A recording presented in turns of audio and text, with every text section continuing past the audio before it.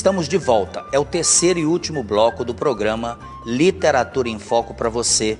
Hoje temos prazerosamente a professora doutora Marilene Correia da Silva com a sua obra na terceira edição, O País do Amazonas. Professora, vou fugir um pouco o script das perguntas. Muito tem se discutido a Amazônia, muito tem se planejado para a Amazônia de gabinete. E muito tem se escrito sobre a Amazônia, também longe da Amazônia.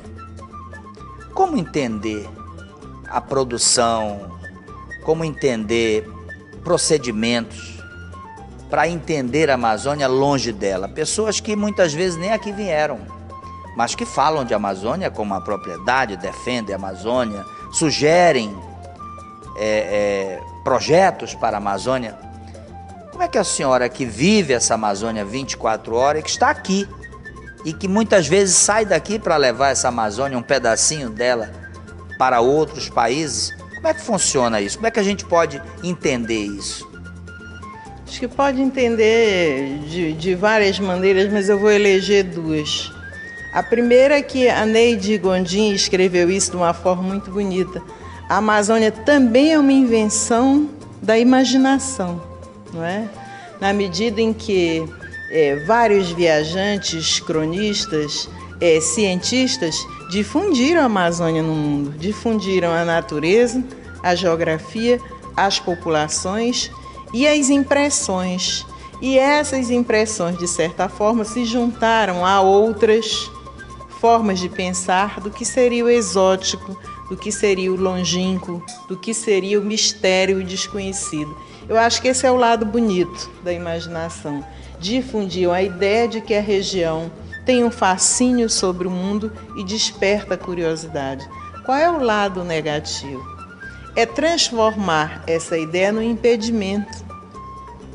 No impedimento de que é uma região difícil de ser desenvolvida, incompatível com a civilização, porque tem povos que são diferentes, difícil para a saúde humana, porque é o trópico úmido, e o trópico úmido tem doença, a floresta é inacessível, a hidrografia é exigente, esse regime de cheias e de secas transforma-se num problema para o desenvolvimento e para a organização espacial da Amazônia. Esse é o lado negativo. E eu diria que o nosso lado, o lado do formador de opinião e do produtor da pesquisa, é o lado que tem que mostrar a realidade. A realidade da Amazônia brasileira, ou da Amazônia como região do trópico úmido, ela deve ser vista tanto pelo olhar científico como pelo olhar da política como uma prioridade. Até porque hoje constituímos uma área que o Brasil depende muito dessa área para se desenvolver.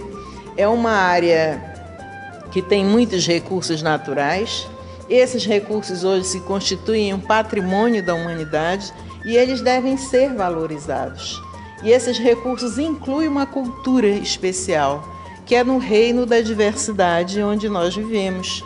Nós temos distintas culturas, várias línguas, mais especialmente um modo de adaptabilidade único, que é de viver aqui e de estar bem na Amazônia. Quer dizer, essa condição humana de viver na Amazônia pelas populações ditas mais simples, aquelas que estão mais próximas da natureza, é um desafio e um exemplo, porque elas vivem com pouco, sobrevivem com pouco, modificam muito pouco a natureza.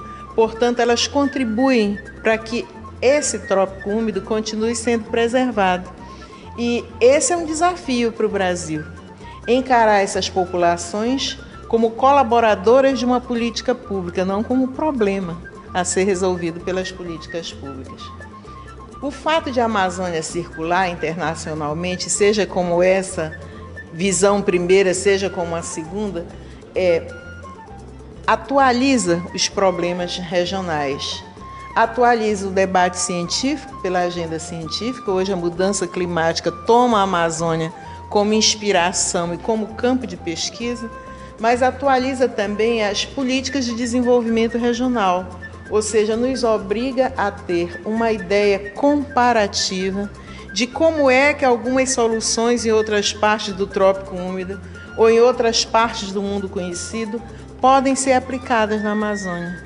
Então, é uma exigência para o pesquisador, para o formador de opinião, sempre que estudar a Amazônia e olhar para a Amazônia, fazê-lo de modo comparativo, com soluções aqui perto, na América do Norte, com soluções no Oriente, na Indonésia, e especialmente ver que todas as vezes em que os países e que os continentes, em que os donos do poder investem nas populações, eles têm um retorno muito rápido, que é o fato de essas populações também, de alguma forma, aumentarem a sua originalidade na criatividade e elas próprias criarem soluções para resolverem seus problemas.